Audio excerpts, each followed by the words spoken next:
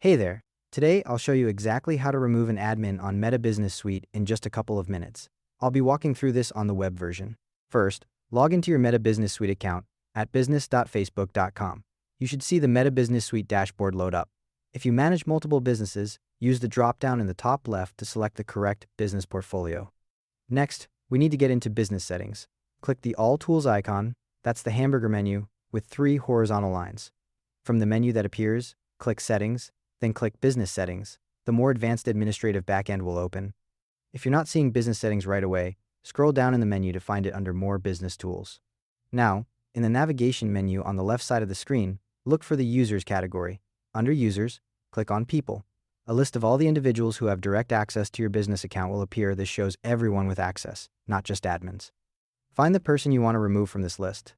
Click on their name will highlight, and you'll see details about their assigned tasks and asset access appear on the right side of the screen. Double check that this is the correct person and take a look at the assets they have access to. Once you've confirmed it's the right person, click the Remove button in the top right corner. A confirmation window will pop up. Meta Business Suite will show you all of the assets this person has access to one last time, so carefully review that list. Click the Remove button in the confirmation window to confirm. Their access will be revoked immediately.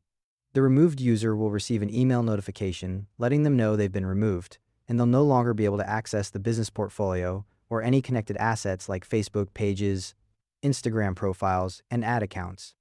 If you remove someone by mistake, you can re-invite them by going back to Business Settings, clicking on People, then clicking the Add or Add People button and entering their work email address. One thing to keep in mind, the removed admin may still have residual access depending on their permissions before removal. For complete security, it's worth changing account passwords as well. And that's how it's done. Thanks for watching. See you in the next one.